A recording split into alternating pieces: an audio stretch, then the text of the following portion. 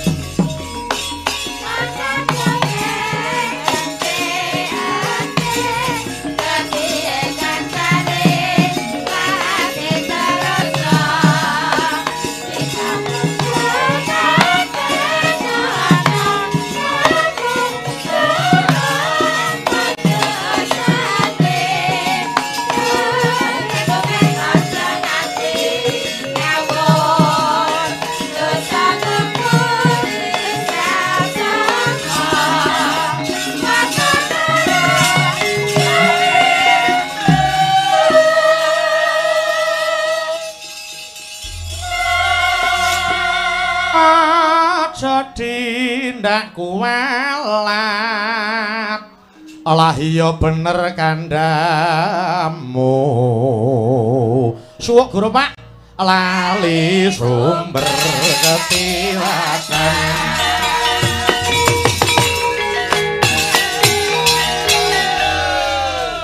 Alhamdulillah Mas Gareng. Dawuh, Mas. Monggo kula dherekaken unjuk syukur ngersani Gusti kang gelar jagat. Ngaten nggih. Dene sampun paring pinten-pinten kanikmatan, nikmat sehat, nikmat sempat, nikmat iman saengga saged tetunggilan mapan ing halaman kantor Bupati Klaten, Jalan Pemuda, nomor 294 Klaten, Mas Gareng. Izin ya kanugrahan kagem kula pribadi. Nggih. Dipun pitados derek ngregengaken HUT Klaten. Kangge tamba kangen kalian para warga Gung Klaten. Awit 2 tahun keceput seniman tiarap Klaten ora ana wayangan. Lah menika buka dasar wis miwiti pagelaran wayang ngelih. Nggih, kula niki wau mriki nggih nganu semune rada gojag-gajeg. Gojag-gajeke.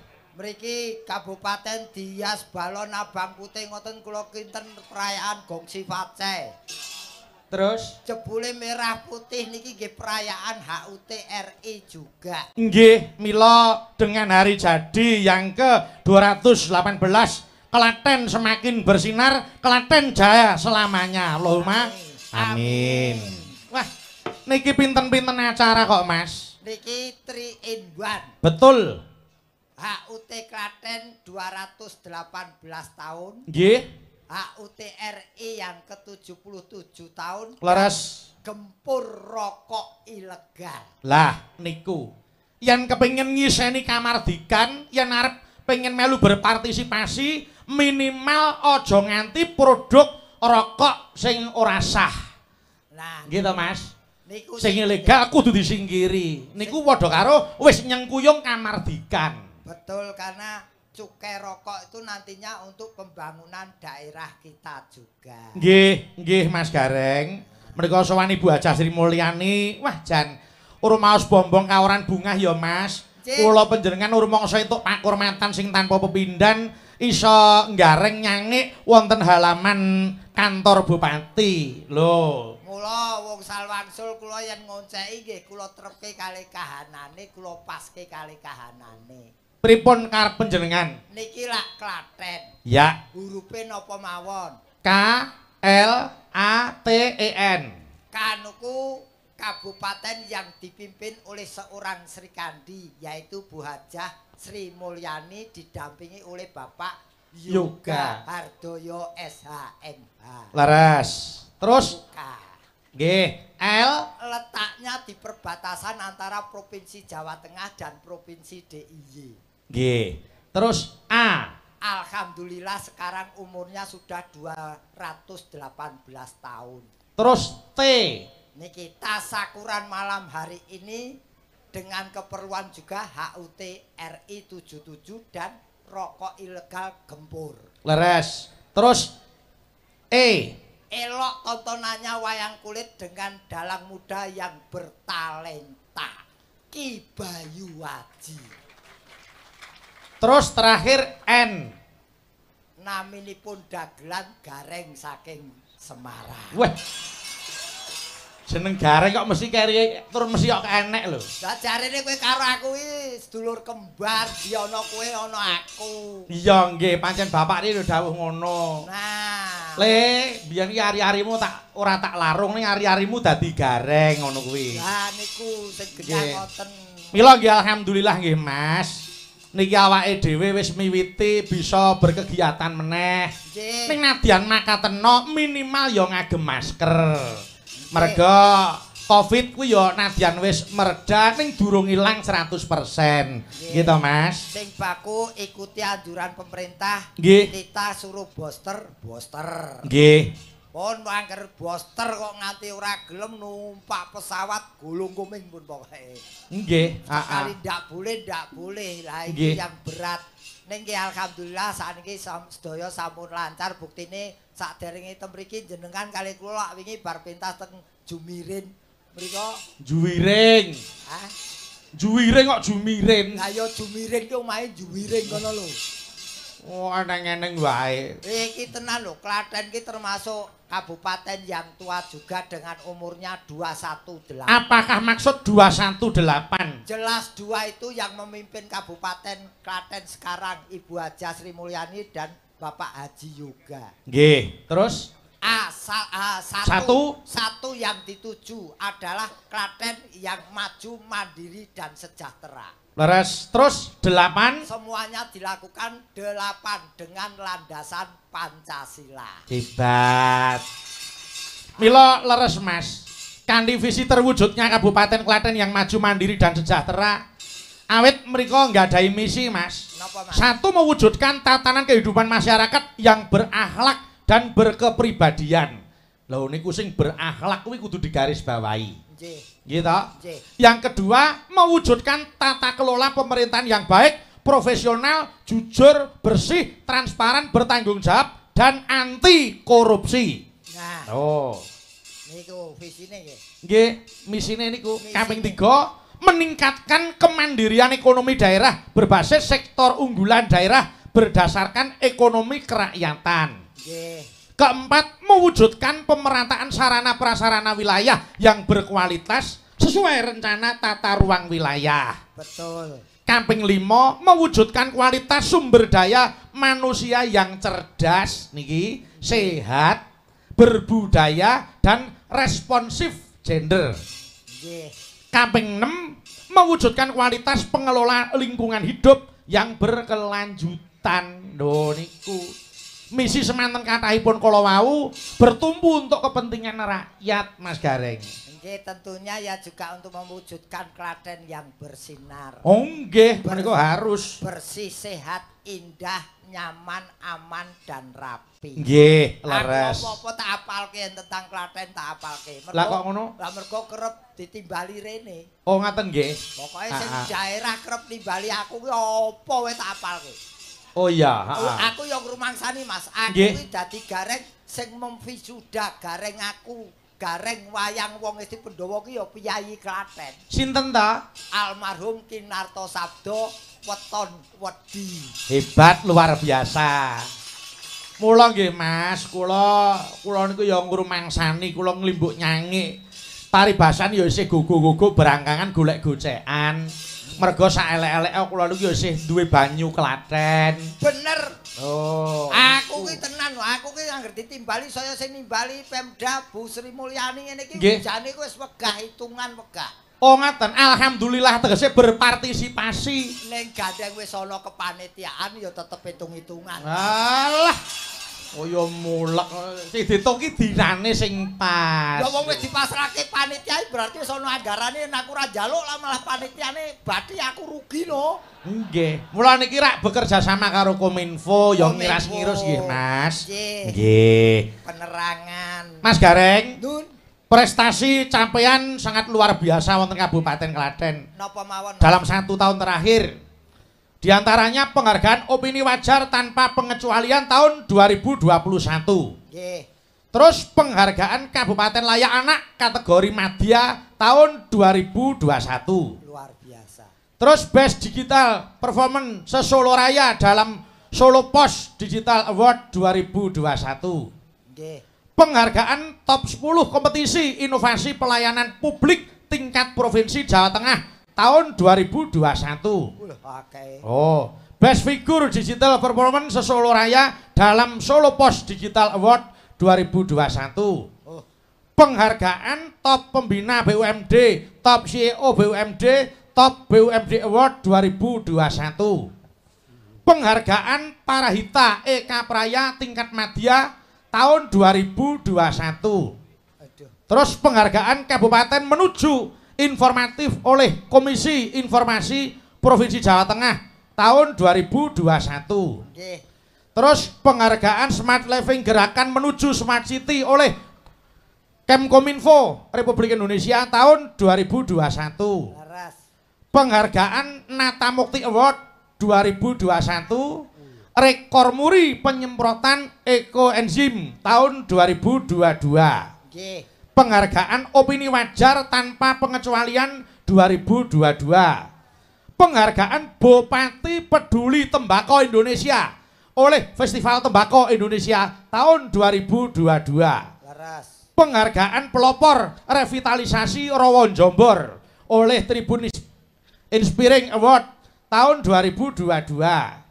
Top BUMD Award 2022 BPR oleh majalah Top Bisnis tahun 2022. Top BUMD Award 2022 Perumda Air Minum majalah Top Bisnis tahun 2022. Top Pembina BUMD Award 2022 oleh majalah Top Bisnis tahun 2022.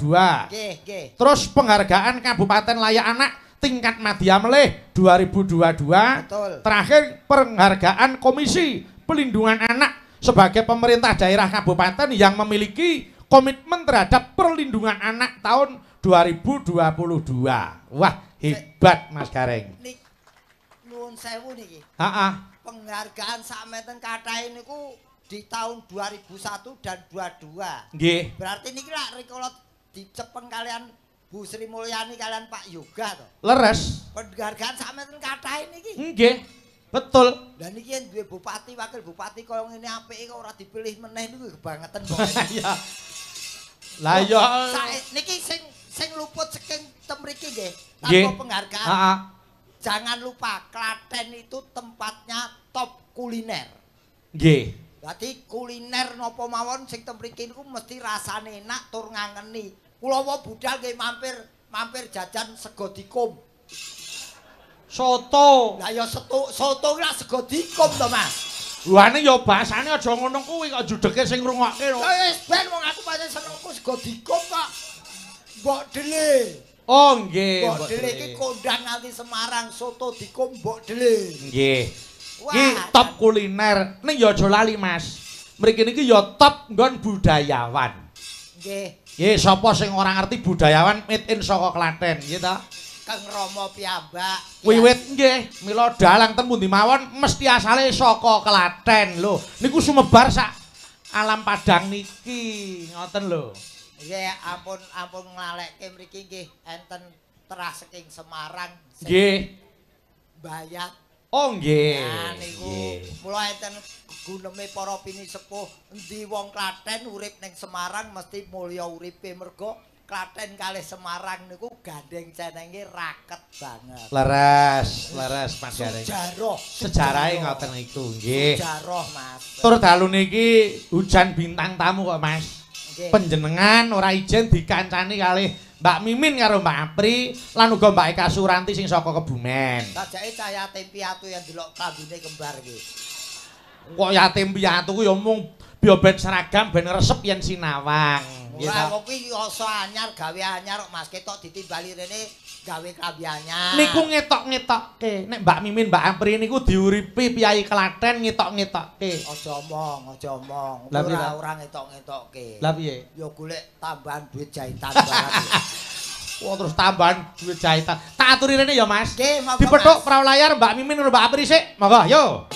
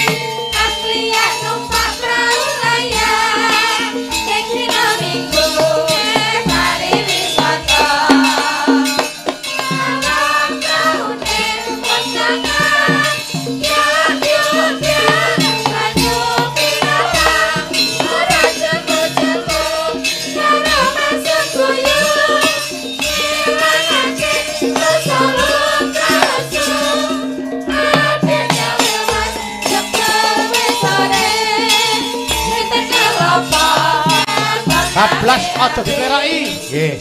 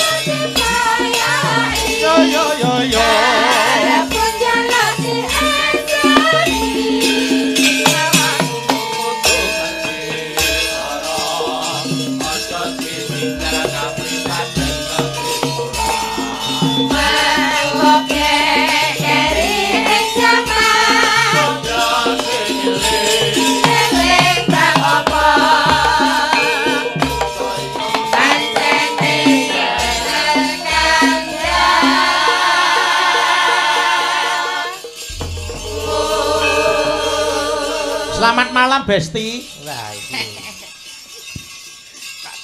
Iki Besti apa bestik ngantek ra mudeng.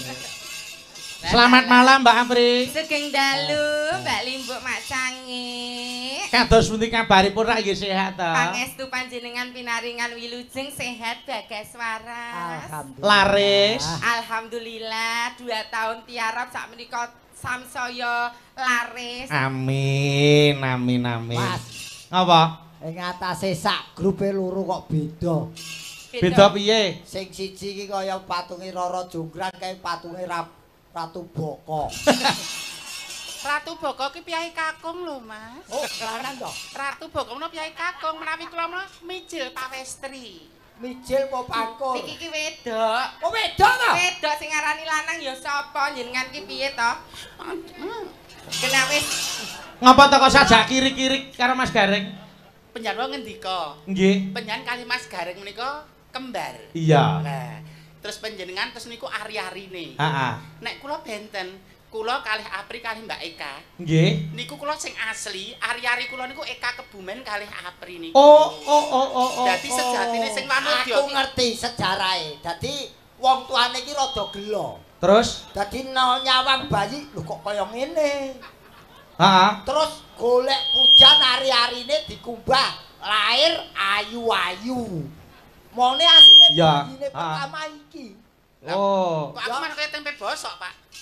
Kok kaya tempe bosok piye? Maksudnya kok nyun sewu aku ki ayu, nyun sewu kan cocoknya dadi garwane dalang. Nek Betul, cara aku ada saurarane dalang muda kaya Mas Bayu bertalenta, sinden multi. Lho, rak kudune sak ora-orane, menika sak ora-orane lho. Iso iga sak ndure Mas Bayu iso. Wah, itu tak goleke dalan lho, Pra. sinten lho, Pak? Sih, kakange Mas Bayu. Sinten? Zat Niko. Wah, kok ya le. Mas Ning ya aja ngono wong pancen Mbak Mimin niku nek disawang ya anu lho Mas, demenake tenan. Oh, tenan. Upama dijak jago ngono ya ora ngisin-isinke. Oh, tenan. Iya ta? Saestu niku. kuwi Piyai Kangkung sing nyawang Kok Piyai Kangkung?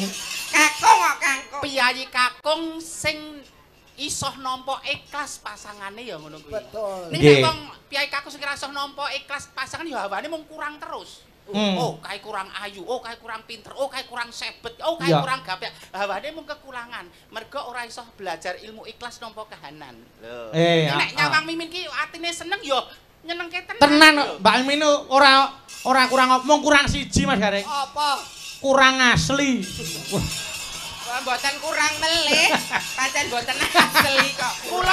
Kula menika ikon. Oh iya, ikon iya. Lho, kuwi ikon kuwi. dinten iki wayangan. Ibu Bupati menika nyuwun referensi kalian kula. Alah. Mbak Mimin nyuwun sewu. Nggih. Dalange sapa kira-kira? Betul, Ngaten betul. Mas Bayu nggih sae. Dalang Klaten nggih hebat-hebat. Nggih. Ning dalang Klaten iki kan wis dikek kesempatan ning apa? Dewan Kesenian ning RPD. Betul. Iki Mas Bayu hebat. Dagelan sinten nggih? Nek dagelan jane Klaten wis duwe Mimin Apri. Nggih. Mas Gareng, nggih Mas Gareng kok nggo tuwa-tuwa masuk ora masalah aku ya. Pak. Heeh. Lah Pak, ya wis Allah duwe Mimin senior Apri lho. kok. Timbang ning omahmu kukur-kukur ya ditimbali. Panjenengan menika atas rekomendasi saya. Betul, aku wis ngrumangsani yen ikon Klaten ki ya mung mimin. Gene ya pirsa. Besok ben ki kaya Kinarto Sabdo almarhum. Pripun? Gaweke patung ning ora dadi-dadi. Terus Mergo sing gawe patung bingung. lah bingunge. Kene munggah ki jelas, kene iki ora jelas. Ya setengah badan mawon no. Setengah badan. Nek gawe patung ya rasa gawe nek bingung. Wis langsung asline wae di banyu keras. Ya Wis ora usah mikir. Tur kula rada runtik lho kali Mas Gareng niki. Runtik pripun? Jan ngertos pidatone Bu Bupati mboten kala wau. Heeh. Jane wayangan bengi iki ra ono anggaran. Terus Aneh, saestu Ibu Bupati ngendika, Nggih. ning merga perusahaan-perusahaan ting Kabupaten Klaten kados to Sari Husada, Ya. PDAM, Betul. lajeng Aqua. nggih anu njen apa nggih PDAM niku Ya, nggih leres. heeh. Lajeng saka ngendi ki Nduk? Oke. Bank Klaten. Bank Jateng lan sak pitu sing seneng kuyung. Terus sing ora lali gempur rokok ilegal. Nggih. Cukai itu luar biasa. Jadi terlaksana iki. Nek kowe kok ngarani nyun sawo iki tumpah darahku lho Pak iki. Wah. Mutah getihku ning Klaten. Nek jenengan lanyo-lanyo iso hae. Dandang tak gawe kontrol Hati-hati lho, ikan Pak. dandang. Kok nek nesu dikletak lho. Panjenengan wong tuwae kudune diugemi, digugu lan ditiru. Ning jenengan ngajari pasang tarif ning kene iki wilayahku. Nek jenengan wis asik rego jenengan ora trimo. Wedok. Kowe nek kakean nesu ki kala menjingmu ki lho munggah mergo. Wong wedok ana suwa kaya durga ngerik. Aku tetep ora bakal wedi karo Piye? sing membiayai aku sing mbok sebutke mau ora ana. Sing membiayai aku ki PT PBK. Apa kuwi, Pak? Persatuan Banci Klaten.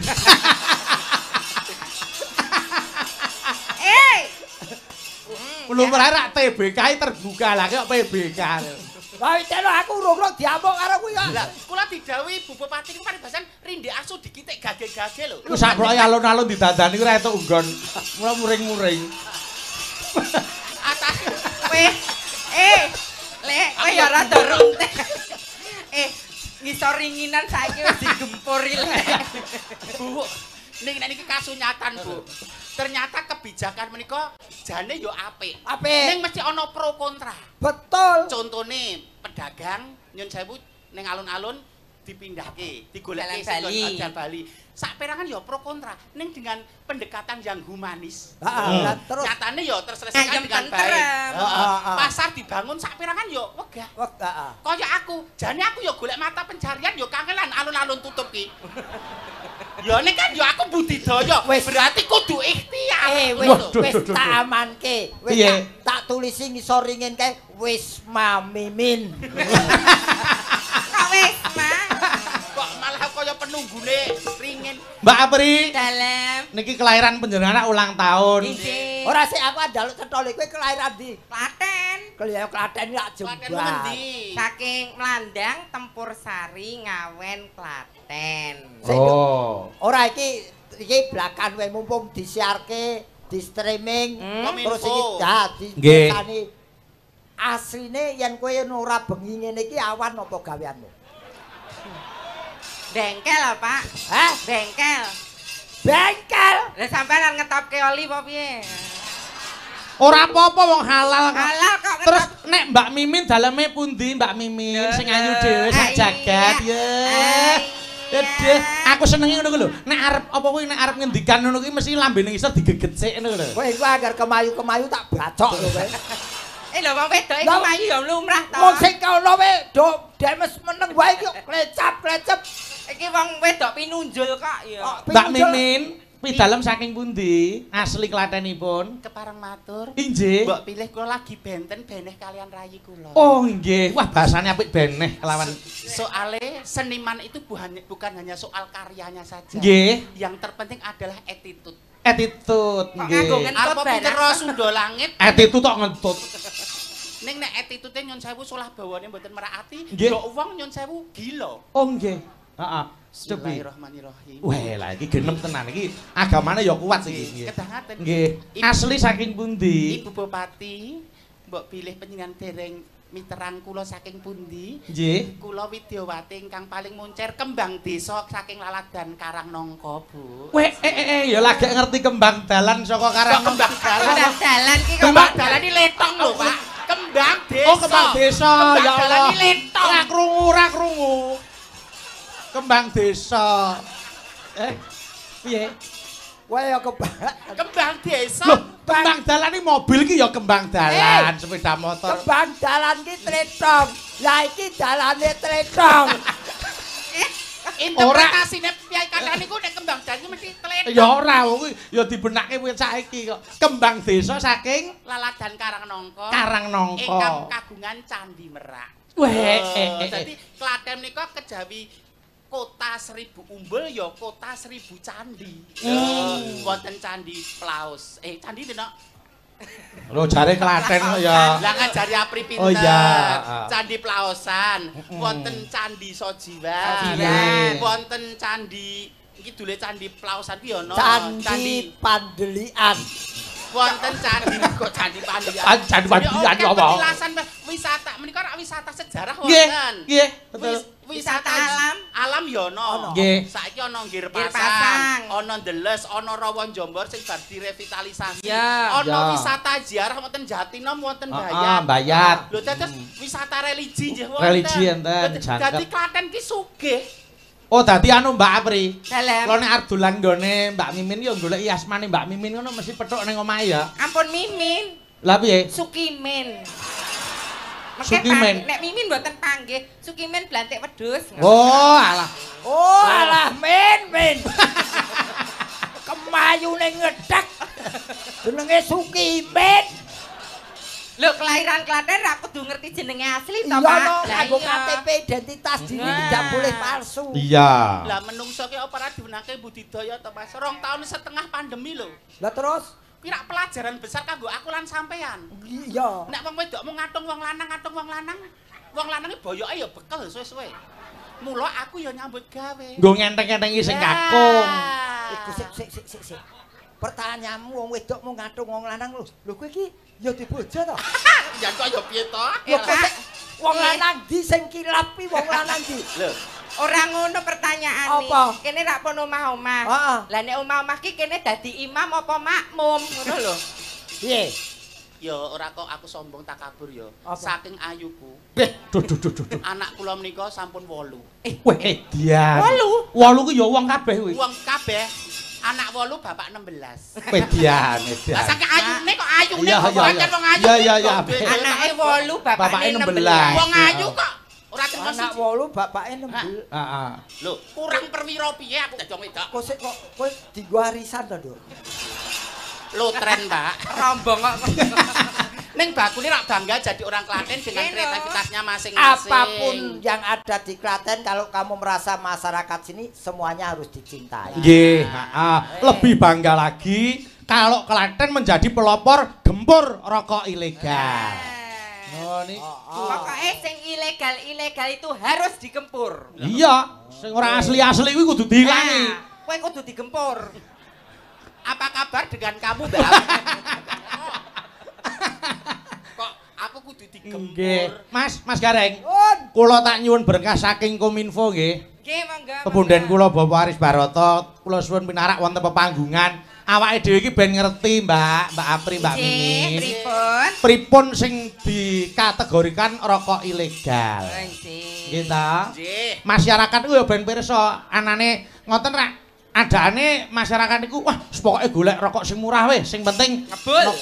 sing penting ngebul. Mas, iki yen ora kleru lho, iki malahan ana narasumbere iki. Nggih. Iki apa ya bener iki bab perkara rokok ilegal, Nggih. Pak Baroto. Lah nggih Pak Aris Baroto. Oh, Pak Aris Baroto niku dalem iki ungkur-ungkuran karo gubukku, Mas. Gubuk sing ndi? Ning jetis mriko. Oh, nggih ta? Nggih. Oh, lah, Ten gentan niku Pak Baroto. Piyayinipun ingkang pundi? Monggo Pak Baroto pinarak wonten pepanggungan, monggo dipethuk praulah. Praulah liar. Wis munggah. Mentara. Kon dugi. Apa to? Weh, lah iki. Wah, selamat malam Pak Baroto. Lah niki Mas, wah niki. Monggo mriki Pak Baroto. Nggih. Tasik kemutan kalian kula to? Tasik. Oh, beberapa kali kok iya. Bapak, nggih Bapak. Kon mboten sing nyekel mik nu sing ngangge jaket. Wes mulai ndremise metu. Wilujeng dalu Pak Barata. Nggih, wilujeng jalu Nggih, sehat to, Pak? Pangestunipun. Nggih. Alhamdulillah. Jan. Nggih. Mangke paron nggih. Oke, pun gampil, Pak. Kula sekuri. Nggih. Anu nyadong dawuh Pak Barata. Nggih. Dateng himbauan untuk masyarakat menapa menghadapi dengan adanya rokok ilegal menika. Terus ciri-cirine pripun? Nah, mengkira masyarakat pirsa nek ngene iki aku tak ora tuku jebul iki ilegal, ora mlebu ning cukai resmi ngaten niku. Mila nyuwun dawuh, monggo nyuwun pencerahanipun. Nggih. Nggih, ingkang angka sepindah dalem ngaturaken panuwun dumateng pemerintah Kabupaten Klaten. Nggih menika Ibu Bupati Bu Sri Mulyani matur sembah nuwun sanget dana bagi hasil cukai, hasil tembakau menika saged kagem pawiwahan ingkang nun sewu medeni sanget menika kebak piyantun kebak masyarakat menika matur sembah nuwun sanget dipun fasilitasi. Tepuk tangan untuk Kabupaten Klaten. Nggih. Nggih. Lajeng nyuwun ngapunten Bapak Kepala Kantor kami mboten saged rawuh karena kundur wonten Jakarta wonten acara nyuwun ngapunten. Nggih terkait rokok ilegal menika Ki Dalang. Nggih. Niki mboten saresmi ngaten dados ngobrole ya. Oh nggih, santai mawon, bebas mawon. Mboten iki gatekke caloro lak ya kulino ngerokok. Gatekno. Nggih, menika sampun kaping pinten nggih? Sarengan kalih sampun marambah kaping-kaping kita. Sowan joglonipun Pak Tumiyono nggih. Nggih. Kali-kali Nggih. Joglo pendopo nggih berkali-kali. Nggih. Dan menika terkait dos pundi? Rokok ilegal kados pundi, Pak? Ciri khas mau ciri khasipun mau. Nggih, rokok ilegal ingkang beredar wonten masyarakat menika kan rokok ingkang rokok polos. Polos. Nggih, rokok polos menika nggak ketahuan mereknya Samar-samar. Ah, nggih, mereknya jelas tapi mboten pasaran ndak familiar ngaten. Oh, ngaten, nggih. Nggih, Rokok Pamane polos. rokok mimin, pamane rokok gareng ngoten niku mboten familiar to. Pak Gareng badhe sadian rokok ilegal pesen merek dhewe. Lah ngaten menika rokok polos. Polos. Lajeng rokok bodong. Rokok bodong. Kados Mbak Mimin menika namanya ketutupan stagen dados mboten ketingal bodongipun. Rokok bodong niku Nggih. tegesipun Rokok bodong menika rokok ingkang mboten ngagem pita cukai. Pak, Pita kula cukai. nate kepanggih rokok pakai pita cukai, tapi ternyata itu juga rokok bodong. Lah carane nitik cukai niku asli napa mboten pripun? Nah, menika kan untuk mengelabui masyarakat sebagai end user perokok-perokok menika. Nggih. Menika wonten rokok polos utawi rokok bodong menika dipun sablonan biasa ngaten kados cukai tapi menika sangat-sangat jauh berbeda dengan pita cukai yang asli karena pita yang cukai yang asli itu mirip kados arto dados kertasipun dipun atur saking pabrik kertas Padalarang. Nggih. Lajeng hologramipun ngagem hologram Pura Barutama ingkang nyetak menika saking Perum-Peruri ngaten menika. Dados menawi ingkang palsu napa naming sablonan piyambak ngaten. lah mestinipun menawi ningali lak mboten saged cetha, Pak. Nggih. Upaminipun cara-caranipun dinapakaken jelas itu kelihatan bodong. Nggih, menawi hologramipun saged dipun geser-geser ngaten. Mengke medal logo Bea Cukai wonten tulisan RI nipun. Lajeng ingkang cetakan ingkang alus-alus menika nggih ngagem Surya Kanta, ngagem mikroskop, ngagem menika Kaca pembesar. Kaca pembesar, nggih. Nggih. Lajeng wonten rokok ilegal malih ingkang rokok salah peruntukan menika. Tegesipun salah peruntukan. Salah peruntukan menika nggih untuk masyarakat awam memang agak awam lah ngaten nggih. Itu menika kan rokok menika kan wonten ingkang rokok kretek, wonten ingkang rokok filter menika sigaret nggih kretek tapi mesin. Nah, sigaret kretek mesin menika cukainipun inggil sanget. Oh, nggih, nggih. Nah, sigaret kretek tangan cukainipun alit. Kenapa seperti itu? Karena kalau sigaret kretek tangan kan menyerap tenaga kerja.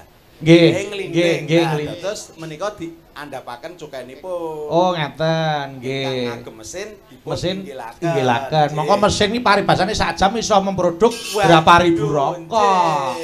Nggih. Batang. Lah menika ingkang nakal-nakal menika diijolaken. Oh. Sigaret kretek mesin dipun tempeli pitanipun sigaret kretek tangan. Oh, supados murah pajek. Murah. Oh, nggih. Rokok kretek menika kan pitanipun panjang nggih.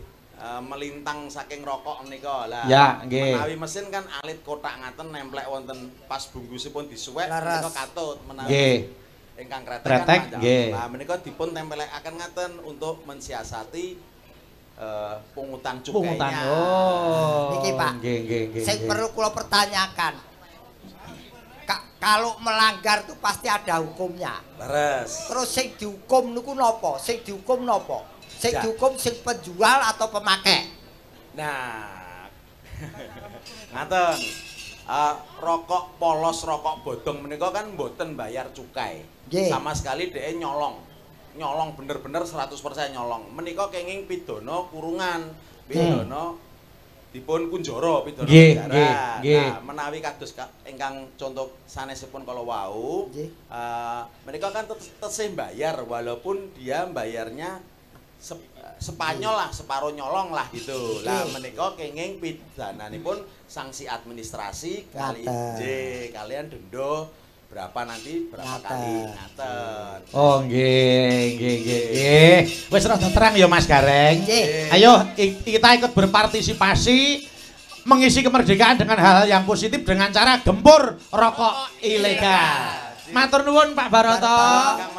Wedalipun monggo pinarak lenggah malih sembah nuwun wilujeng pirsani. Pak Baroto. Nggih, yo lenggahe Pak Baroto dihormati lagu-lagu perjuangan untuk munggah semangat nasionalis. Monggo, yo.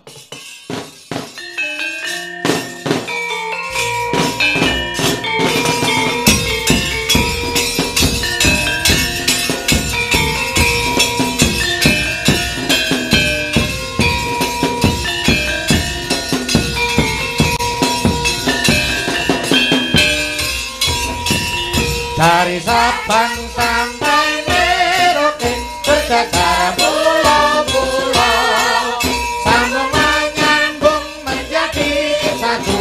Itulah Indonesia, Indonesia tanah airku. Aku berjanji padamu, aku tanah airku, tanah airku Indonesia.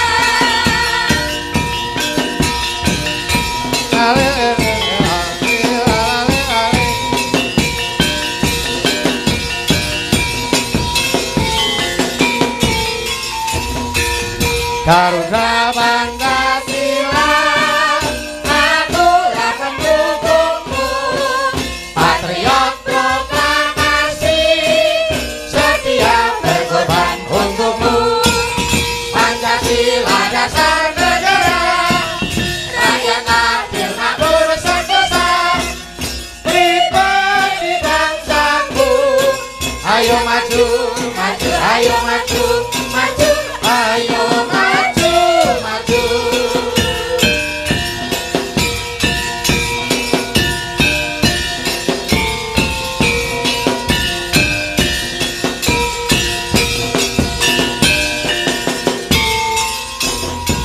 Tujuh belas Agustus tahun 45, itulah hari kemerdekaan kita. Hari merdeka, nusa dan bangsa, hari lahirnya bangsa Indonesia. Merdeka, sekali merdeka tetap merdeka. Selama hayat masih di kandung badan, kita tetap mempertahankan Indonesia. Kita tetap setia membela negara kita.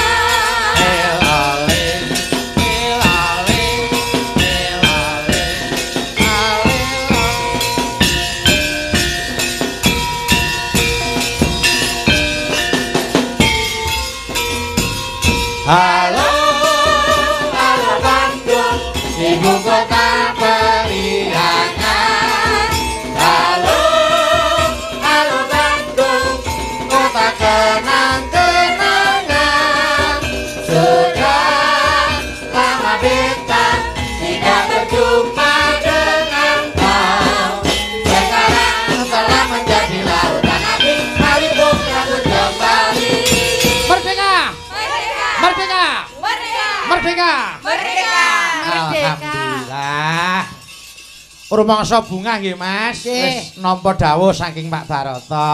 Leres. Nggih. Jadi jadilah orang yang merdeka tanpa melanggar hukum-hukum yang ditentukan oleh negara dan agama. Nggih, betul menika leres. Mas Gareng. Nun. Mbak Mimin apa rak wis jumeneng ta? Nggih. Saiki genti Mbak Eka Suranti tak aturi tindak ana kiwa kotak. Yo diaturke beksan lengger babar pisan. Eling-eling Banyumasan. Monggo. Monggo Ca, yo diaturke eling-eling Banyumasan gitu beksani Mbak Eka Suranti. Monggo, monggo yo.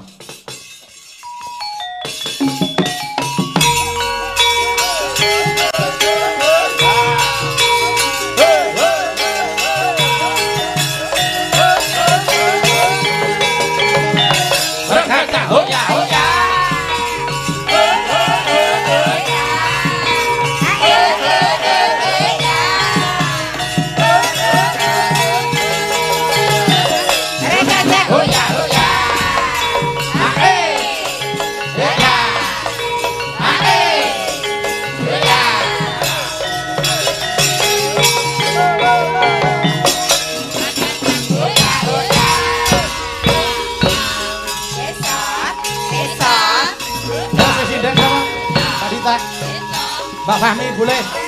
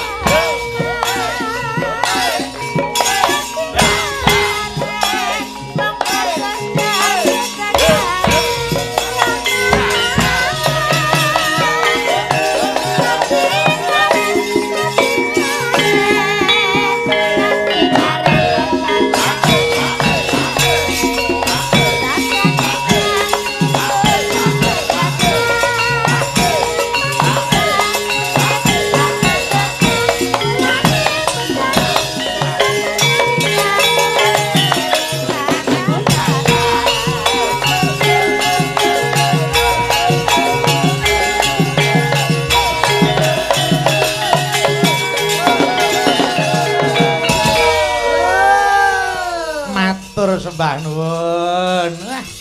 Wah, iki sing diarep-arep saka Mbak Eka. Jadi ada variasinya. Nggih, nggih. Oh, bestiku berdua kok duduk. Ayo, ayo. Wah, Ayo besek. Besti kok. Oh, besti. Mas Gareng. Apa? Apa Mas Bayu ki ra pirsa ya? Apa ta? Aku kan job luar kotaku wis rada kurang. Heeh. Kan digawe karo Eka. Digawe Lho. piye? Kan kono golek sing cara ra bener aku didukunke men ra payu luar kota. Oh, dadi kok disaingi karo Eka. Nek dinalar ayu ya ayu aku, prigel ya prigel aku. Kok laris kono nek ra kan wonge ra sak bae nek serik. Karepe bersaingi secara sehat ngono lho. Kok aku didukunke men ra payu ya piye ya, Pak? Anu saranku gur siji. Apa, Mas? Nyebut. piye ta? Kaya ngono kok ayu kowe iki kepiye Nek Gareng, Nek Gareng. Aku krungu Mbah Imin ngomong apa mau? Jare kowe Kowe ndukunke. nyantet Mbah Imin. Heeh, supaya ora payu. Heeh. Mergo dhewe lari ning luar kota. Kowe ndukunke supaya sing laris kowe iki kothok ombrok ora payu. Ora ana kekuatan kang luwih gedhe kejaba kekuatane Gusti Allah. Lah ya betul. Kok dadak merdukun, dadak nyantet aku pamrihmu apa? Men rezekine mlayu nang benamu kabeh, Jok. Kok sik ta dirampungke sik ana Dirampungke. perkara dirembuk ngono Aku lho. ki ora seneng awake dhewe padha-padha wong wedon. Awake dhewe padha-padha wong wadon. Dadi aja mitnah kaya ngono. Aku dikandani apri, lek jope dhewe luar kota, job Jakarta wis berkurang to, krungu kabar nek tok gawe, tok dukunke men aku ra payu. Apa ora? Lho, terus gunane ki aku ki apa? Ora ngerti jenenge wong darbe Nek melek. dukunke kowe ki untungku ki apa aja mitnah ngono kuwi. Kowe iki seneng melek muluk barang kang melok kang kudu jatahmu. Wah, Ngangah-angah uripmu. Lah, Wis dikek rupa ayu, prigel joget, mbok ya wis. Porsimu ning kono. Sabar Nyi Blorong, sabar ya. sik lho Lek, aku ki kurang piye? Aku ki mau mangkat ki ya wis disabotase karo Mbah Imin. Sabotase anggon perkara apa ta, Mbak? piye ngapa Iki omong nek? ngene. Kak, pokoke engko mburi kok ora kena ayu-ayu. Pokoke kowe ora usah nganggo penganggon apa-apa. Pokoke aku ki kudu luwih ayu saka kowe. Lho, Kowe nek nganti kowe ora arep luwih ayu saka aku tak santet. kowe. saiki wis terbukti to. Lah, ngaten iki. Ya saiki antarane Mbak Eka karo Mbak Mimin lho, saiki wis ketok to. Lho, Aja meneh kok Eka. piye? Bojomu merene iki lho ora entuk ayu-ayu. Disaingi karo iki. Saiki ngene wae. Lho, nyatane ya cetok. Saiki Mbak Mimin dina wis ketok luwih mengingi, ya ora? Dadi Kok mengingi lho. Aduh, perbawane iki perbawane luwih. Nek mboten percaya niki wau iki chattinge Mimin iku leh ngancem-ngancem kula teng mriki. Wah, Niku saged dijadikan barang bukti. Sing salah sinten, sing bener sinten kok kula dikira nyantet, Lah, dikira peki- gawe-gawe. Niku pamriyen apa? Kados Peki kula lho. niku dadi wong niku napa entene? Kula niku nrimo. Nanging Saiki metu. kene ae, diflorke. Yo. Nyuwun pirsa karo pamirsa wing Laladan Klaten. Piye, Mimin piye? karo Eka apik endi ayu endi? Tekon Ayo Mas, coba, diflorke. ayo. Anu Netral, Mas netral. Gareng sing anu nengahi coba. Netral, nek iki Jujur, netral. saking hati nurani yang paling dalam antarane Mimin kali Eka niku ayu pundi. Haratoyo. Matur nuwun, Pak. Iki- Matur nuwun sedaya mawon. Lho, fakta Kiai membuktikan Klaten lho iki. mulane kowe iki ora usah mitnah aku ya lele ki, Min. Masa Sik Pri, nek kowe ger disepelekke, le ngomong aku. Rasa sing ngomong ayu Mbak Eka, marah ra diladen wong lanang. Coba, Mergo- coba. Mergo kuwi nyawang dengan mata telanjang. Oh. Nek kok nyawang dengan mata batin, tetep milih Mimin. Ora ana mata kok dasteran ora ana. Maksudnya ki mung mergo kesing tok. Nek nyawang mata ayune ayu Eka. Nek nggo peranaan kok apik Mimin. Lho, mesti kan ngono. Oh iya, ana nggo golek turun Lah, bibas, lah. nggo durung turun bibas. Basi wedhus sih. Lho, Eka Coba kaya ngapa diflorke. Keluarga kalau Coba, keluarga. coba. Takon ditakoni. Ayo. Bapak Ibu sedaya pamirsa ingkang kepareng rawuh wonten Pemda Kabupaten Klaten. Heeh. Mimin kalian Eka ayu sinten? Lho. Matur nuwun, Pak. Bu, sedaya matur nuwun ya Allah ya Gusti, matur nuwun. Jenengan niku ya Allah rungokno. Hojar. Iki sing muni ayu Mimin gur siji. Sapa? Tukang ngenom ki lho. Kasrinto. Gak mau lirak-lirik wae. Wis ben Pak Towi pancen ya selerane sing ngene-ngene iki. Piyai iki ya pirsa, ya ngerti, ya genah milih ka sing orisine. Lah nek milih kowe ya lek ki men apa tok tek tok tagong tok tek tok tek tagong. Malah iso jaga maling. Iki asli, wong lanang kok milih kowe iki terus le gunake piye? Lah. Tinggal dari sudut mana? Lah sudut ngendi-ngendi ya ora iso. Mbok wis nglenganani nek dalane buntu ngono ya to, Lek. Wis. Mula ngene lho wis, ora sak dadak nganggo berdondi. Antarane Mbak Eka karo Mbak Mimin kuwi ana keluwihane, ana kekurangane. Lah leres Kowe nek porsine dhewe nek kowe iki rak wanita bertelale mungil.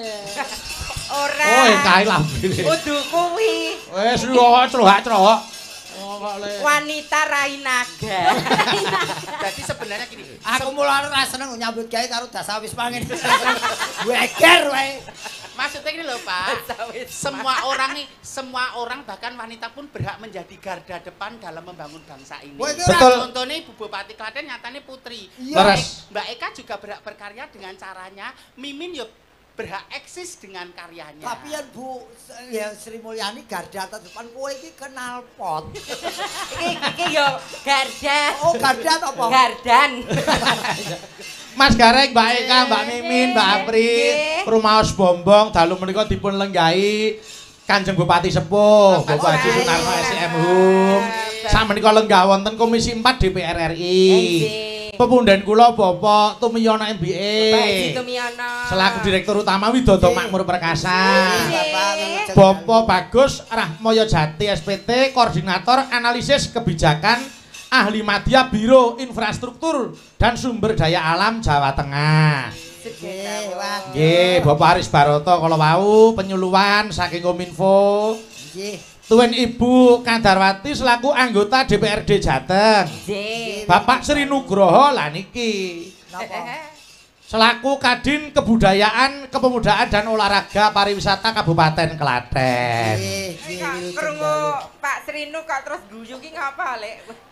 Aku angger wayahe hari jadi Klaten, event Klaten, mesti Pak Sri Nugroho ki sing apel nang nggon aku sesasi ping 18. Mesti kuwi. Oh, anu gandrung kalih panjenengan. Pak via WA mawon mboten, tetep kula badhe ten daleme panjenengan. Oh, ngoten. Mbak Mimin sesuk disengkuyung yo acara ning kono. Oh nggih. Pak, Mbak Mimin sok sengkuyung ya acara oh nggih ngono kuwi. Ning kok nek pas ora butuh yo WA 3 sasi pisanan mboten purun. Ning nek arep ngono ki mesti Pak Kadin ki golek syarat ya, Min. Syarate napa, Pak? Klaten ki supaya maju apik kudu ditumbali wanita asirah naga. Ya ora kaya mesake sia-sia kuwi jenenge karo padha titake Gusti kok sia-sia. Mulane Pak Kadin sok kulino rawuh ngene Mbak Mimin. Kuwi berharap Mbak Mimin gendang rawuh rene. Ya ta? Ya no ngusung tratak, ya ora. Gawangan kelir, ngusung debok sapa nek ora iki? Beliau ki nguwongke, Mbak Mimin ora kudu jenengan sing ning kantor ning kala mangsa aku tak suran daleme Mbak Mimin luar biasa beliau. Nah, mulane diuwongke soalnya ngerti dudu wong terus diuwongke. Pejabat niku ya kedah jemput bola to. Jemput bola men ngerti aspirasi masyarakat arus bawahi kaya ngapa ora mangtaun ABS. Min jujur Min. Ning ngarepe wong akeh. Kowe nyawang Mas Bayu ngono piye? Nek pas nganggo blangkon, ngagem kejawen, nek cara basane keren berharisma. Berkarisma. Berkarisma. Kok rasa gune to, Lek? Kok rasa gune? Piyayine lho. Tur upama aku dadi wong wedok, niki aja. Aku wedi. Oh, upama kowe dadi wong wedok, lah kowe iki wedok apa ora? Imbane. Lho Chandra. Nek wis ngalih ngabari. Imbane. Apa? Ya imbane nek sapa to sing ra pengin dipek Mas. Dadi kowe apa dipek Mas Bayu piye? ya matuk to. Mas Bayu mantuk-mantuk ki, Lek. Ya Allah, pengen mbok ceraki jare. Wis kono PMU nggo gajel-gajel kotak lah lumayan. Oh, nanti dulu. Kok cempolone kok ngono ya, Jess. Aku trauma kok kaya ngono. Karo cempala kok trauma ki napa? Merinding ngono lho Mbak Arlani. Wong Kan tutuke bathuke niku ben ana wong sadar. sing fobia ketinggian, megah meneh. Ana sing fobia nek ana balon meletus kaget. Iya. Aku nek ngerti cempala ngono kok malah ketagihan ya. Anu fobia ya, fobia. Mbah. Bupati kula nyuwun pangapunten. Sik. Kula dadi korban terus nyuwun pangapunten. Asline kula nek attitude mboten Tersangka teriak korban iki meneng iki. Niki enten awala. Selamat hari jadi ke-218 Kabupaten Klaten dan hari ulang tahun Indonesia ke-77. Nyuwun sinom parijata kanthi cakepan nulado laku utama. Katur Bapak Haji Sunarno dan Ibu Bupati Sri Mulyani dan Wakil Bupati Bapak Yoga Ardaya dan seluruh pejabat Pemkab Klaten. Dengan implementasi kurikulum Merdeka kita wujudkan pendidikan bermutu, menyenangkan, adaptif dan berkarakter pelajar Pancasila. Saking Bapak Wardani Sugiyanto, Direktur SMK Kemdikbud RI Stek. Nggih, Republik Indonesia. Wardani. Monggo menika wonten tali asih 2 juta rupiah. Nuwun Pak Wardani. Nggih, ya diaturke sik Mbak Eka Suranti. Ayo Mbak Eka diaturke. Mboten kula. Nggih nyuwun ngapunten nggih ndak kula dikira lancang. Nyuwun ngapunten menika Yo kula. sampeyan sik izin karo danyange sik. Ora lagune apa? Sinom parijata. Kowe anggar tiba sinom paribasa kowe ya. Ya aja sia-sia ta. Jatah Eka kok meri. Yo diaturke sik, diaturke. Monggo.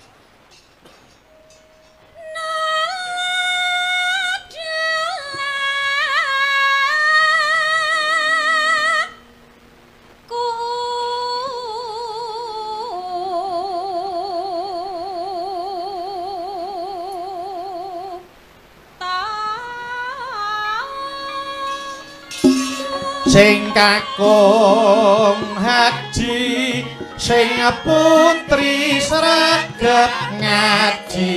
Pancen yang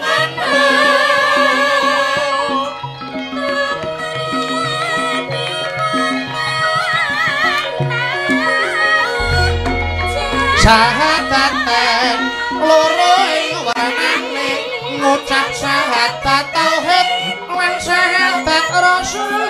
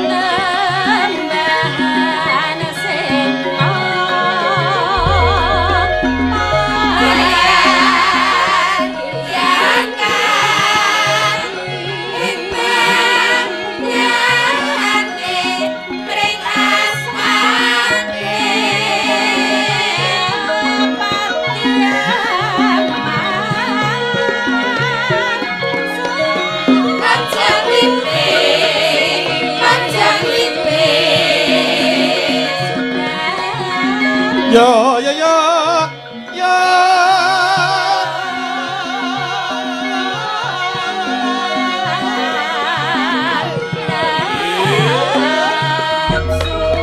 wajib poso tumrap lanang wadon badane dadi sehat imane tambah tangga.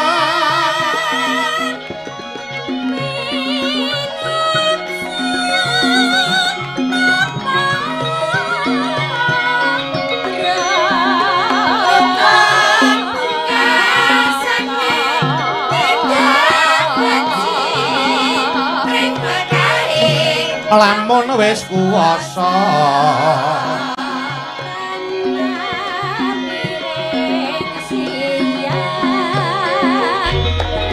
rukun Islam cakep 5 iku dadi wajib pira ingkang dan tindakna.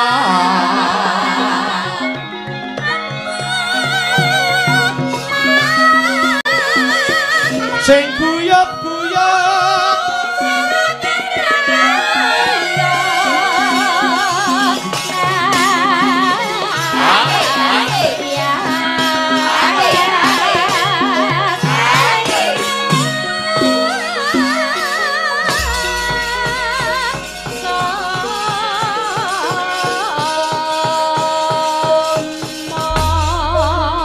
Matur sembah nuwun sampun dipun aturaken Mbak Eka, Mbak Mimin, Mbak Apri niki didum. Oh menika didum. Nggih. 300, 100, 100, 100. Amin, amin. Nggih. Matur. Matur nuwun, Amin Sari. Didum sing rata ya. Matur nuwun Mas Bayu menika kagem rejeki. Alhamdulillah. Satu-satu kuwi ya sing ceka. Iya lek iki wis adil iki wong telu ki wis. Lah ya wis no.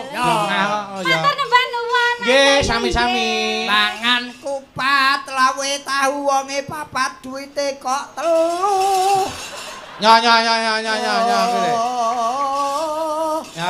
Wah, wong ki nrimo ora kesusu entuke malah saya akeh. Alhamdulillah. Alhamdulillah menika rejeki iki sangkan paran. Sangkan paran ora ono sing ngerteni. Pira Mas? 500. Nyuwun tulung didumke ibu-ibu Waranggana tengen kuwi iki 100 wong 5 pas. Ngatus. Heeh. Aku nek arep ngelongke kadowan. Nggih. Ki, ora nggo aku to? Lho ibu-ibu no, sesore wis enggak kok. Lah apa ora iso to ngelongke dhewe rono? Adoh ki lho. Mbok yo ditulungi. Oh, alah ngene tak daku sedulur ora gelem. Wong ngene kok. Iki do butuh ora? Kok nesu iki apa ta? Karepku wong nyekel dhuwit iki nesu entuk. Wong kok 100. Ya. Lungguh tok. Terus piye? Wong ngadeg kowe ora njaluk 100. Mbok yo serasa. Nyami. Kowe butuh. Kok lawange aja dikunci ya. Arep ngopo? Ya dikunci ra iso mlebu omah. Oh iya. Ya. 1000, 100. Nih, dari sini. Kalau nesu iki ngapa serasa muring-muring ta? Lho aku ki wong udan jenenge kok nesu piye? Kowe ya butuh. Syukur. Agar arep entuk duit perewangane metu. Iya. 100 ya. Ani nggih. Ora wong aku malah ra entuk lho ni. Nyoni. Oh. Nggih, terima kasih Mbak Mimin, Mbak Apri, ayo jumeneng rene. Aku rumah aku dina iki ora gareng. Lah apa? Bendahara. Ora apa-apa no kok jenenge. Nggih. Mas Bayu. Dawuh. Ana wong ra diduwi duit kok kowe malah turu kowe. Ngece kowe. Ngece. Kok ya iso-isone ya ampun. Aja. Ora entuk duit malah mbok tinggal turu. Ngece kowe. Kowe bareng nglakoni ya aja siang. Lakone apa? Pak Sarmadi ki ndongake sampeyan ki ora turu kok Mas. Dongake kok merem. Yalah, Pak Guru ki nggo menawa kene kringete sak grontol-grontol iso-iso le saring ngono. Wis aku wis pokoke. Mbak Mimin, Mbak Apri, alhamdulillah menika rezeki wis tinampa. Alhamdulillah entuk ya sing urung entuk ya masalah kok.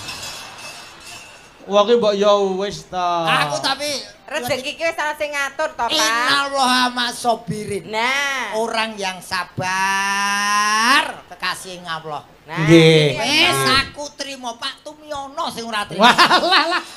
Lambe terus Sisan. angger wae. Wis ben aku arep golek dolar kok. Mas Gareng, Apa? Dari Sapa ki? Ditku. Bu Silvi. Loh, iki lho, bojomu ra pelit. Lho bojomu lomo, nyatus. Kok bojomu ki? Ya wis tamponen wong ya. Wis trimo ta 100 ta? Hah? Moko iki jek 1 juta ya ta. Engko ya. 100 ya tamponen iki jek 1 juta. Yo bayi, aku bolomu. Aku bolomu. Mbak Apri, Mbak Mimin. Nggih. Anu nyuwun berkah pupuk timbul saking Kanjeng Bupati Sepuh mbok menawi. Anu nggih, Bapak Haji Sunarno mbok menawi kepareng. Boten ngira-ngira hormat Bapak Nggih. Haji Sunarno Nggih, nggih. Menawi wonten danganing penggalih. Katuran pinarak Pak Narno pripun? Oh, idem ke mawon. Oh, idam, Bapak. oke, boleh. Nggih. Nah, ngaten terima kasih. Oh, yo wiwit ngaturke Nawala. Nyuwun bajing loncat. Atur Ibu Bupati dan masyarakat Klaten. Nggih. Wilujeng Ambalwarsa Klaten yang ke-218. Laras. Saking Bapak Tris Jakarta PT PP Persero. Menika tali asih 1 juta rupiah. Iya. Sak yuta nyo Mas Gareng. Oh, sak yuta. Aku gal kan ngedum neh. Ora usah didum, ora usah joget. Syaraté siji wae. Sapi suarane piye? Moh ya wis. Oke, sak yuta kok ora gelem. Wis. Oh, tak pateni kowe. Wong iki santai wae. Aku ora tenan. Aku trimo. Ora terima? Pak Tumio. Oh, bola bali ae. Gawa asmane Pak Tumiono terus sampeyan. Iya. Yo, bajing loncat sing bawa nyuwun tulung Mbak Eka Suranti. Mengko sing beksa Mbak Apri. Nggih. Mimin. Kowe ra joget ora nembang kono jaga diesel ya. Mbak Mimin, panjenengan rak urung giliran bawa ta? Dereng mangke. Engko niki tak aturi 100 sik nggo tombo. Engko nek wis enek sing ngersake. Pangestunipun. Diaturi. Panjeri sik, Lek. Nggih. Sapa ngerti engko Pak Garoto pengen duet karo aku. Nah, Sapa ngerti engko penyanipun Pak Nugroho Kersa. Seleramu ki wis ganti to. Lah piye ta? Kowe karo kaya nokan kok lumomen iki. Rasane kok ngono. Nyun sewu, ini aku pernah ngobrol karo penyanipun Bapak Haji Sunarno. Heeh. Bapak sepuh. Ndelaki jajan soto karo aku ora sengaja. Aku kan ya pekewuh jeneng aku wong wedok arep caket-caket ya pekewuh to rada ngadoh. Mriki Mbak Mimin mboten napa-napa sange mawon. Terus beliau ngendika ngene iki, Mbak Mimin wong sing model kaya jenengan Klaten kathah Pak. Aku ya ngono kuwi. Langsung beliau ngene iki, Mbok Injiya sak perangan dirangkul. Ayo diarahke. Diajak berkesenian. Umpama ora iso kaya jenengan karo Mbak Apri sesuai dengan bidangnya masing-masing, Betul. mbok diarahke. betul. Lah, niki kula total enten wong 200, Pak. Lah akeh men terusan. Kok Lek muncul-muncul oke. Nek berarti beliau kan turun ke bawah. Nggih, Aspirasi Mas peduli. apa? Jadi Nggih. semua aja diukahi kok Masih setiap makhluk di dunia ini pasti tuh punya tugasnya masing-masing ning alam Betul. donya. Hanya skenarionya saja yang lain. Lah, Nggih. jadi nek kabeh ngemoi, keluarga ngemoi, pemerintah ngemoi, terus pemuka agama ngemoi, nek dia mencari kenyamanan di luar sana, malah timbul masalah baru yang lebih Nggih, kompleks to lah. betul, Iku ora ya betul. kudu dirangkul. Mula dikoordinir dikai napa gawean sing jumbuh karo Nggih. anu kabisane. Aku yang gumun lho, Pak. Apa? Banci ki rasa meteng kok gurmana. Aku tukul ae ngono lho. Ya ora kudu ngono. Ya ora wong iki pancen kodrate kaya Kali- ngono. Mbak Mimin, Nggih. saderengipun bajing loncat ya diwaos sik niki. Ayo. Nggih. Wah, nganggo jegok barang. Dehem kok jegok. Penyerahan bendera merah putih. Bismillahirrahmanirrahim. Penyerahan bendera merah putih dalam rangka gerakan nasional pembagian 10 juta bendera merah putih diterima oleh perwakilan warga masyarakat yang menyaksikan. Lajeng Ibu Bupati berkenan untuk menyerahkan. Oh nggih, monggo. Oh ngaten, monggo niki. Berjumlah pinten niku, Mbak? Menika 10 juta bendera merah Serentak putih. nggih, nika perwakilan dipun pasrahaken dhateng perwakilan. Nggih. Monggo ingkang kawogan ingkang badhe nampi bendera Bendera merah putih. Mbok dari kalangan seniman ana sing makili ngono lho ya. Kowe iki Min, kowe penduduk kene to Min.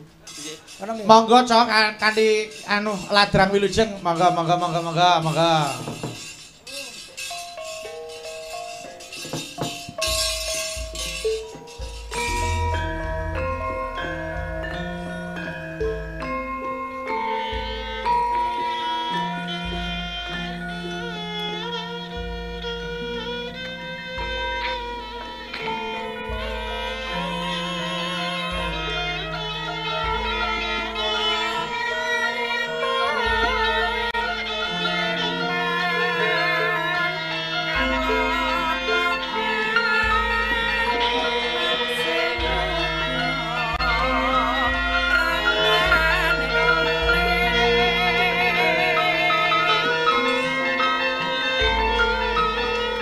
Monggo nyuwun aplausipun tepuk tangan untuk warga Klaten pembagian bendera.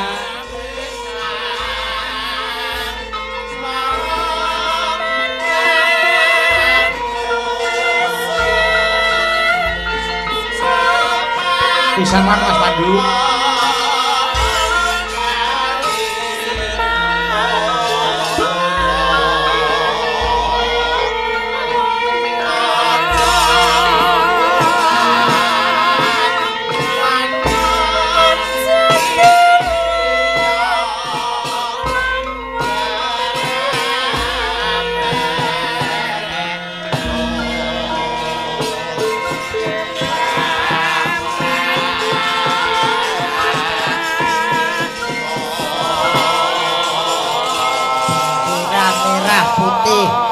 Para kadang kula suwun ngaturaken lagu Semangat Juang 45.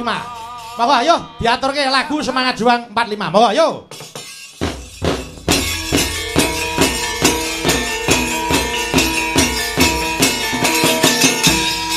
Lalu kae kendirane kowe tekan awe-awe. Abang putih sang diwarna iku lambang sejatine. Angkat bendera. Atas dasar Pancasila Dumadi kalaning tangga Itulah Agustus sasine 7 tahun 1945 Rambate rata hayu Rambate rata hayu Komandan bareng maju tunggal tekad rahayu Merdeka, merdeka, merdeka Bumi kelahiranku Merdeka, merdeka, merdeka Yuk, 2 kali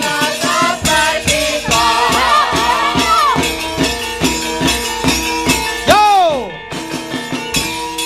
Kalau kae genderane kumpet bekang ale-ale Abang putih sang diwarna itu ada sejatine Negara kita mus merdeka kan Atas dasar Pancasila Dumadi kalaning tangga Itulah Agustus sasine 7 tahun 1945 Rambate rata hayu Rambate rata hayu Komandan bareng maju tunggal tekad rahayu Merdeka, merdeka, merdeka Bumi kelahiranku Merdeka, merdeka, merdeka Bukan merdeka Terima kasih luar biasa kompak oleh mengibarkan sang merah putih. Makane aku kuwi paling seneng apa ngene iki lho. Pripun, Mas? Sing diarani merah putih itu ya yang bener ini merah di atas putih di bawah. Nggih. Kalau diwalik dadi Polandia ya di jane ngene iki wis ana sing kembar Monaco ya merah putih, Mas. Nggih. Ning iki yang merah putih artinya ada. Apa arti dari merah putih? Iki sebagai memberi spirit kita. Nggih. Meraih sukses. Kuwi merah kuwi meraih sukses. Rah ki rahasiane gampang. Putih puruna usaha aja seneng merintih. Dadi ora kena sithik-sithik sambat ya, Mas. Kudu budidaya. Semangat. Nggih. Matur sembah nuwun sampun dipun tindakaken menika pembagian bendera. Yo saiki ngaturke bajing loncat dibawani Mbak Ika. Maka dinggo panjer sing bawa 100, sing joget 100. Nyo Mbak Eka, Mbak Aprili. Ayo le. Semangat Mas Gareng. Semangat. Ayo le, dadi wong tuwa bapak teladan. Semangat le. Ora kena merintih. Kabeh iki kudu budidaya. Semangat 45. Jane arep semangat ora entuk dit ya semangit. Ya ora apa-apa. Yo, bawani sik. Monggo. Gunung. Metu kok gunung mbok bedor apa singkir apa? Lecen bawane iki cakepane ngono. Pak Kapolres, glire iki Mas Gareng sing ngopeni ngoten niku Pak Kapolres. Apa ta kuwi yo? Lah gunung bedor ya. Lah aku lek arep main piye wong aku urung mbok kei dhuwit. Oh ya wis berarti nek dikeki dhuwit ndak nggo main, lu wong rasa. Ya. Ya. Or kowe mah gawe jogangan. Ya wis. Iki lega Pak Dandim, Pak Kapolres rawuh. Ya wis, ketika ide nggo main kok rasa. Dilapor. Rasa ya kaya. Aku terima. mau dadi wong tuwa nggo contoh malah kaya ngono. Kok sing Gusti, aku trimo. Pak Haji Tumiono mboten trimo. Kok hubungane ya nek nalisir ya ora kersa Pak Haji Tumiono kok le apa dibela. Oh, Ampun Pak De. Mimini Minasaitone Rajim. Ana wong golek kok ndi. Lanjut. Galunggung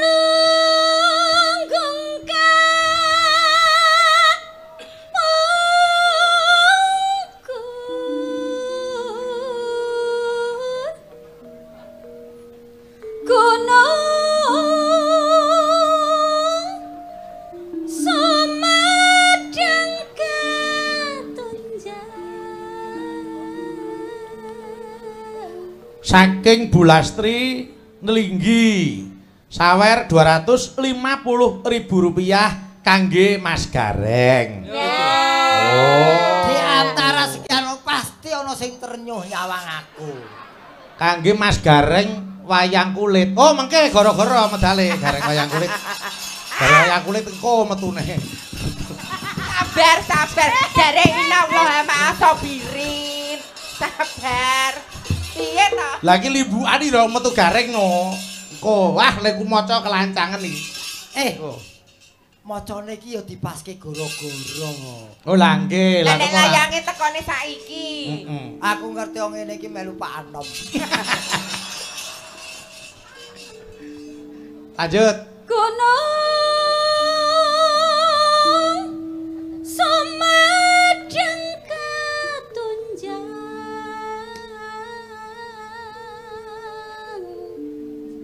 Talaga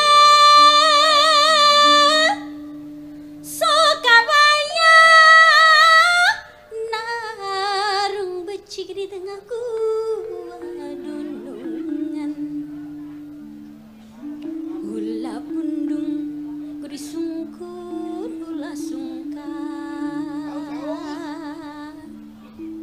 Reng gutak sakuring-kuring hieu Apa kuwi? Reng gutak sakuring-kuring sireng gareng gutak tumane jengking Gareng botak tumane jengking. Tandang Mas iki masalah. Kowe iki wong ayu. piye Ora kurang gawean kok nyawang tumo barang. Wah, rupamu ayu. Ngapa? apa Aku seneng. Piye? Aku seneng. Kayak tunggale ya. Ayo. Serba salah kowe. Tari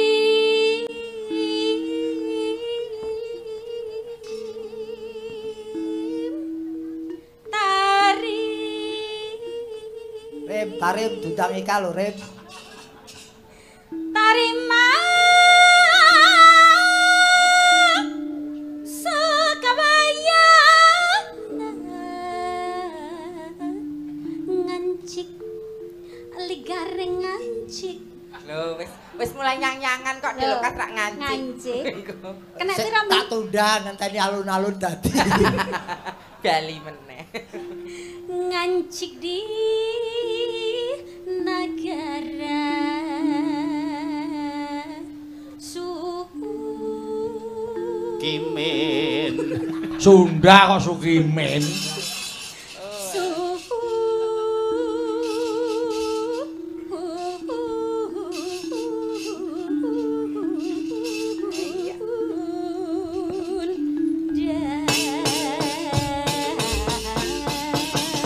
Yo buka celuk. Mbak Apri beksa. Ayo. Yo. Ayo buka celuk. Kok malah melu yo. Wah iki kok celuk ya. Iya, kaya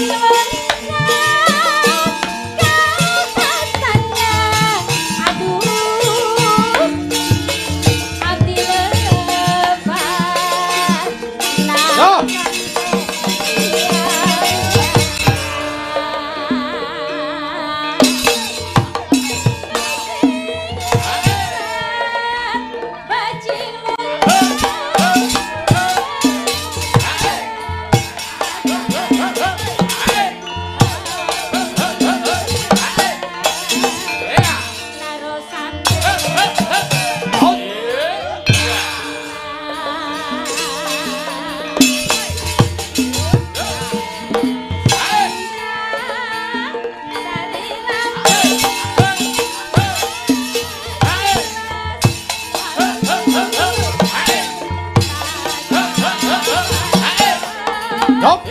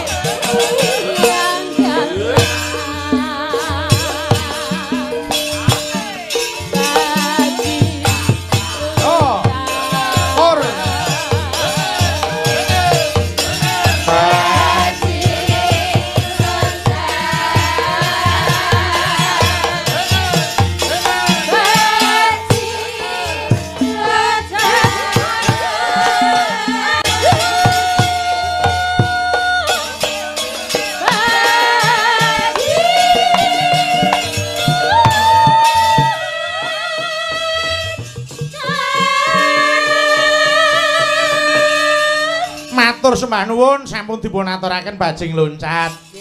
Mbak Apri wis ngetokke keprigelane, Mbak Eka wis ngetokke keprigelane.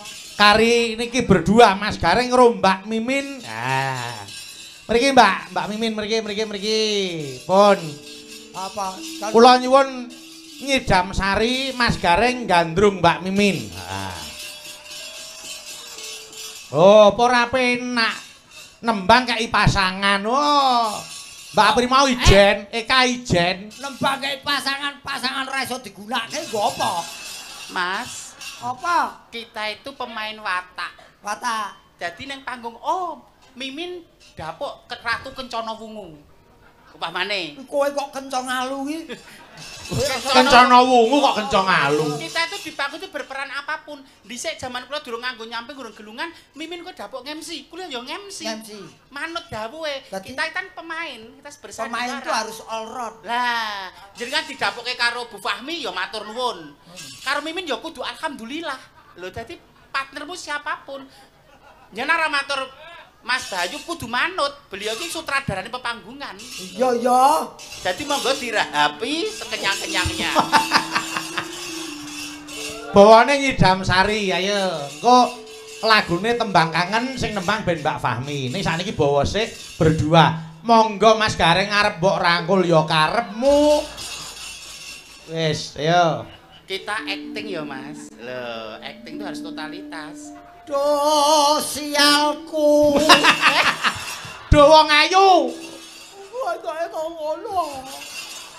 Etok-etok iki panut dia sak alam donya iki sing paling ayu mung Mimin. Ora anu. Rasa gagas Eka, rasa gagas Apri. Tak tomboki 1000 kowe wae nyah. Wah kok iki wajibane dhewe-dhewe. Mas penyanyi Gareng lho, iki Klaten iki bangga lho. Klaten iki kota dalang.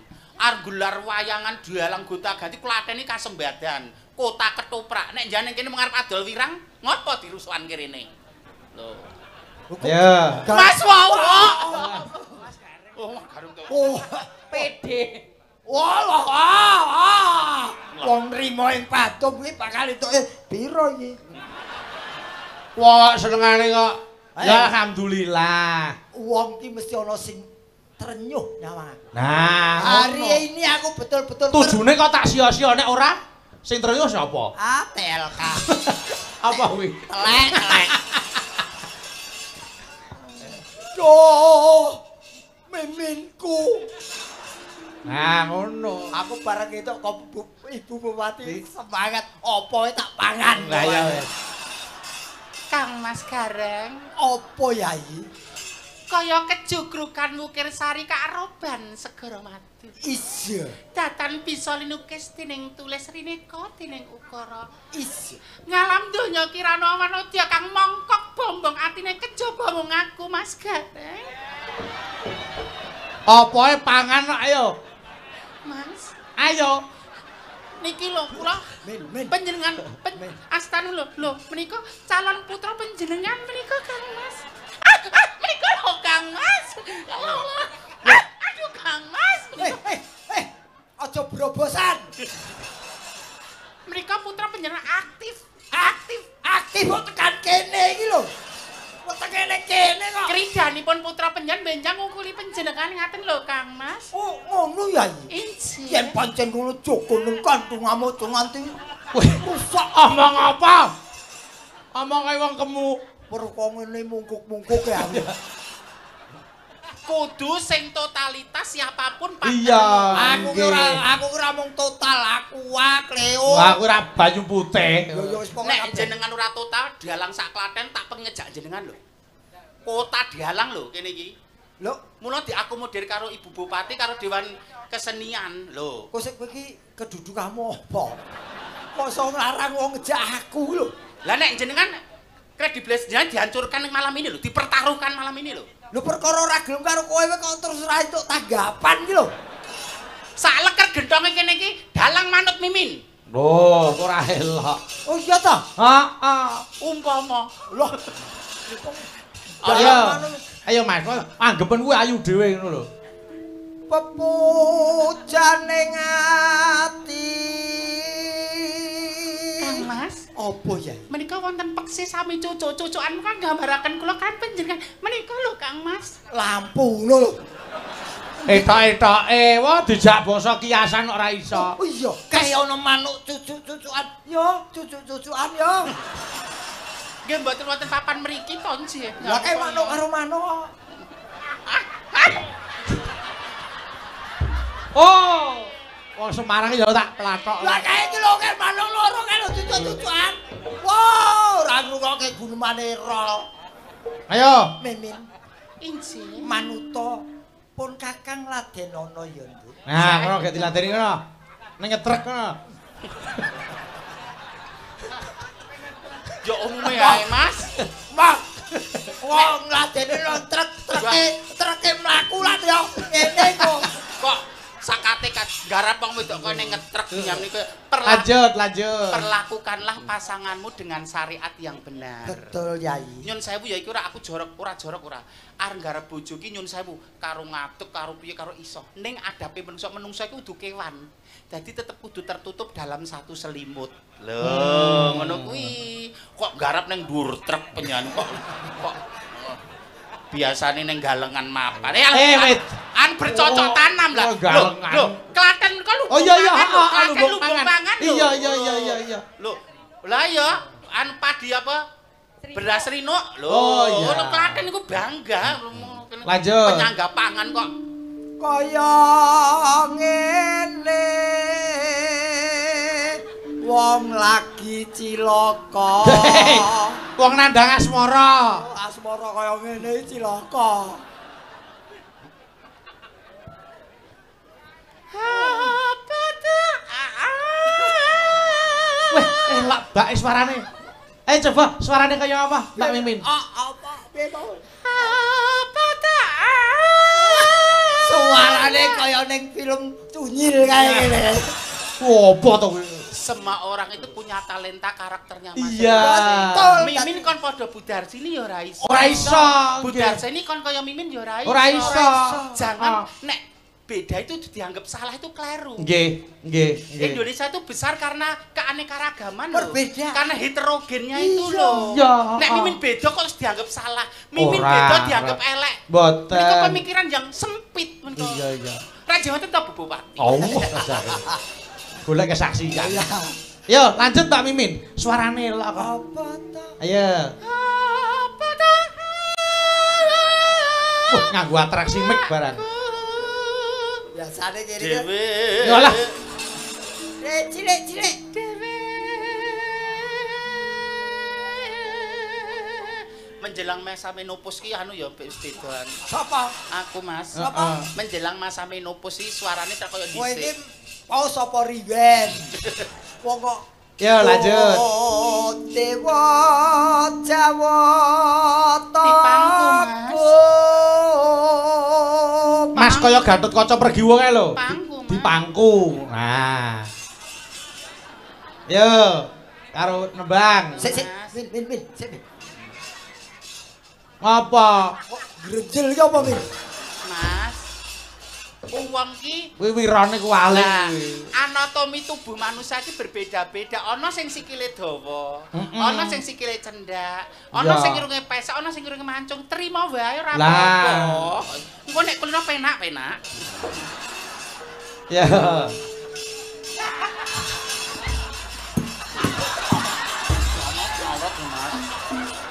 Kaya dandani usuk. Arek iki. Ndak pundi? Nyun sewu. Ana ndi Pak De? Pancen wis rasa kok Pak De. Ndak pundi Bude? Pancen aku takoni aku di wong wedok sejati. Takoni. Ning saya di atas panggung berperan seolah-olah wanita. Lah terus piye? Perlakukan dia seolah-olah pasangan. Lah kono ndi? Iki aurat lho, Mas. Aurat piye? Aurat kok di Aurat isine anduk ya aurat apa? ya nek kecekele anduk ya anduk, nek kaos kaki ya kaos kaki. Seporet ya seporet ngono wae. Lah kowe ora entuk dituthuk, mbok tuthuke aku ngene iki. Jangan ngerti ra kegunaan ASI iki apa? Apa? Air susu ibu. Ha. 0 sampai 6 bulan bayi itu eksklusif diberikan ASI tok tanpa makanan pendamping. Betul. Kuwi yang 0 sampai 6 bulan. Lah aku. Lah nek kowe kersa mbok bertahun-tahun mbok nyok. Gelem aku ASI. Air susu iblis. Alah, masa salah meneh. Eneng-eneng wae. Mriki, Mbak Yu sing ayu dhewe sing pergiwa kaya pergiwa. Tindak mriki lho, ora sah rono. Walaso. Omo aku Mas, balekno nang wong tuaku Mas. Ya wong wedok jinak. Oh iya. Wong wedok pengen dimengerti. Betul. Ora mung babakan bondo tok. Pengertian secara batin ki wong wedok dimengerti sithik wae. Wis ora usah kakean ngomong ayo. Kene iki selak pengen kok. Ya. So kapan? Ojek sepiro Mas? Besok kapan katakan? Besok kapan katakan? Kang Mas menika wonten laleripun menika. Ndi? Coro kok. Umume ae Mas nek wong wedok kok dianu coro ki ngono. Kok mayu men. Ujare wong wedok kok kamar mandi ana corone. Yo. Jer lan wong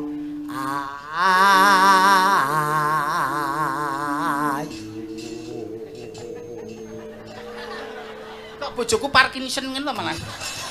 Ayo wong tuwa kok jaroman. Anon-anon. Opom.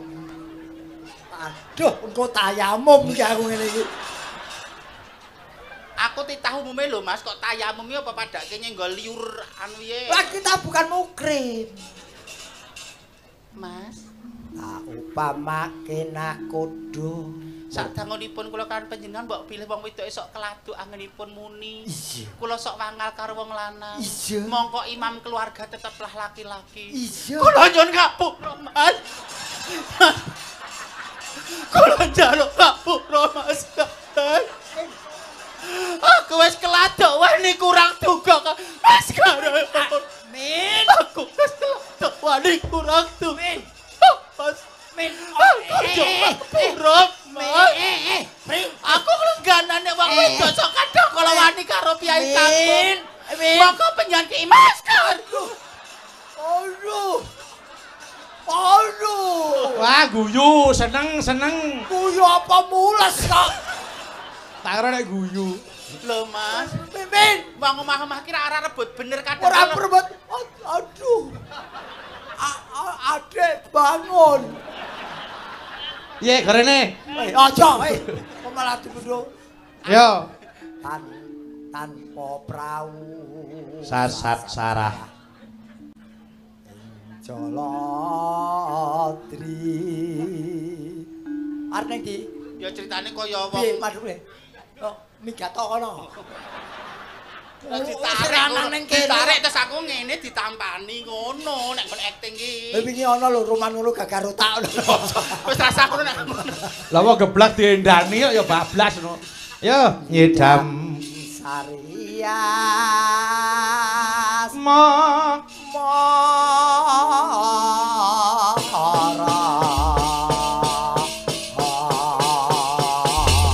Yo, irama seger saka Endang Jaipong umpak karo Mbak Fahmi mlaku rene. Monggo, yo diaturke tembangaken. Monggo, yo.